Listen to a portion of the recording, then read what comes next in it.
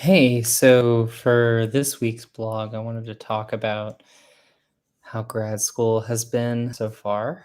Um, I want to start by saying that I took three very difficult classes in my first semester, and I'm a master's student, so my GPA still matters.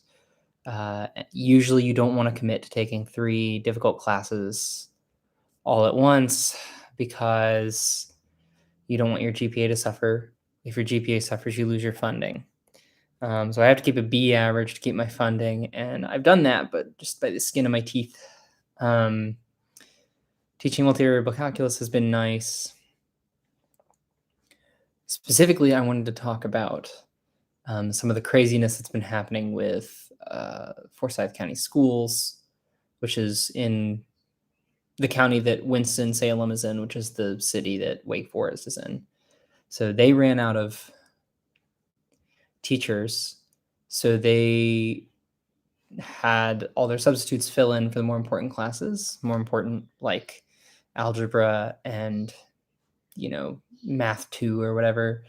So then they came to Wake Forest and basically recruited a bunch of the grad students to teach their higher level math classes. So, calculus, discrete math, all of those things.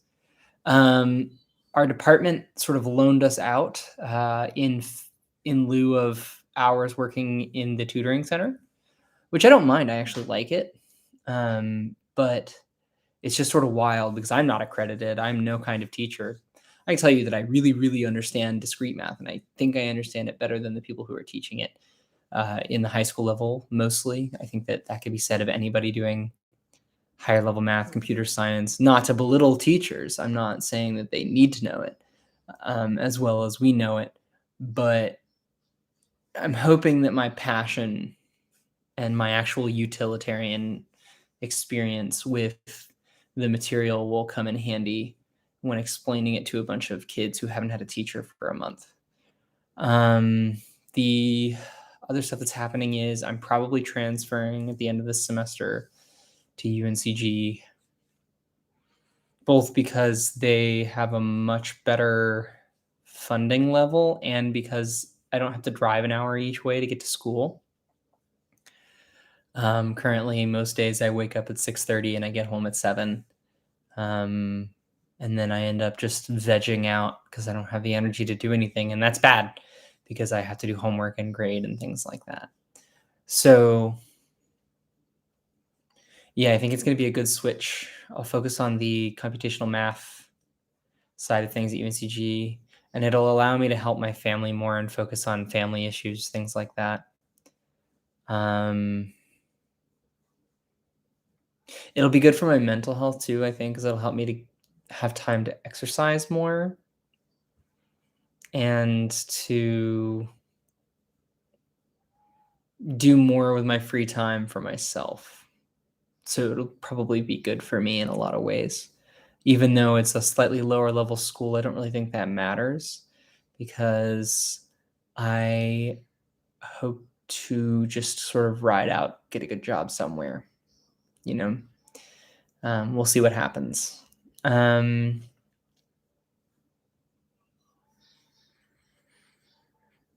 Other than that, my classes are interesting. Topology's cool. Measure theory's cool. Still on that. We just got to the Lebesgue integral in measure theory as the supremum of the lower Lebesgue sums. And then we also covered the uh, infinite dimensional product and box topologies, as well as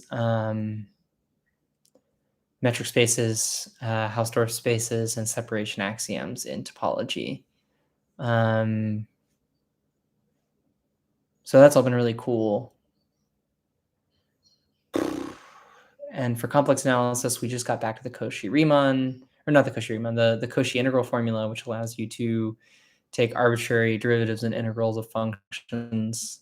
As long as you have one derivative or you even have continuity on a certain region, you can get back a really strong condition in the complex plane. It's a very natural space to take integrals and derivatives in.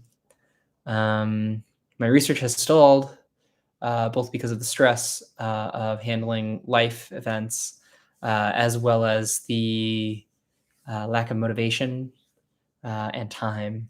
But I think it'll pick back up in the next couple weeks because I'm finishing my last midterm at the end of next week.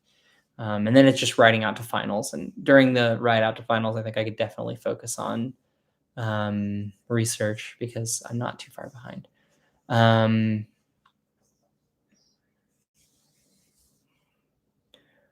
I have some personal life issues coming up with my family. Um, and I don't want to include those too much in this blog, but just know for anybody out there who's worried about this, it's totally okay to let your family come first or to worry about things like that when you're in grad school. Anybody who tells you otherwise is not out for your best interests. They're out for their own interests or the department's interests or something like that. So if you need to be somewhere closer to home, there's nothing wrong with that, nothing inherently wrong with that. You also don't need to go to an Ivy League to do well, especially if you're going into industry. If industry sees that you have experience working in, AI or computational dynamics, like dynamical systems, discrete dynamical systems, or they see that you have quantum mechanical work, sort of like, physical chemistry, isolation of molecules, things like that. Nanomaterial work, they don't care. They just want to see that you have work in the field that they want you to have and not the degree from a certain institution. So I feel like that's something that needs to be said because turns out most jobs are not in academia. The payroll for several of the professors that I know is much lower than it should be. It's in the 30 to 40,000 range for newer professors at a state school, which should be much higher than that for someone who has a PhD from a top 50 university. Sometimes you'll get more than that, obviously. Some people get very high salaries starting, but the vast majority of jobs do not. Adjunct positions are terrible. They get paid by the class. Postdoc positions can be very hit or miss, it seems like, but they are also often terrible depending on what you're doing. And you should only take one. It looks like structurally you should only take one if you have the financial stability to, in a lot of cases, though I'm sure many people, that's not the case. Sometimes they have things like soft money, which is where you can only get part of your pay from grants, and that makes life hard.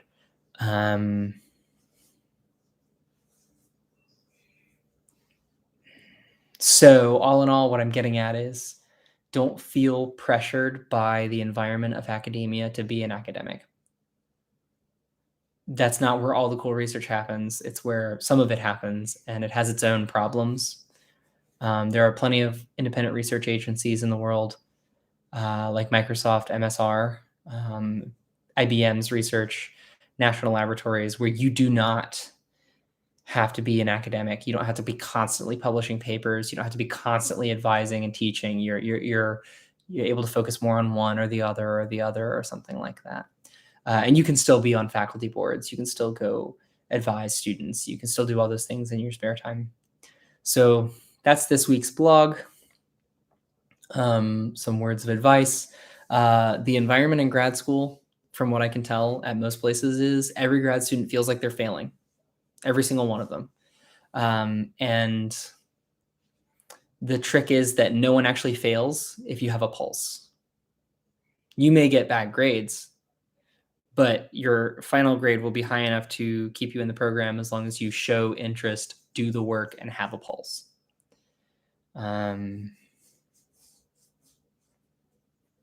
So that, I mean, obviously there are exceptions. I'm sure that that's not the case at Ivy League schools.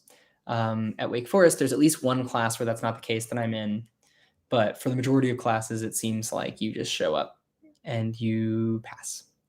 And that's good because the material is extremely, extremely difficult. So showing up and actually being able to do the work at all, to even make an attempt on the work, is absurd sometimes.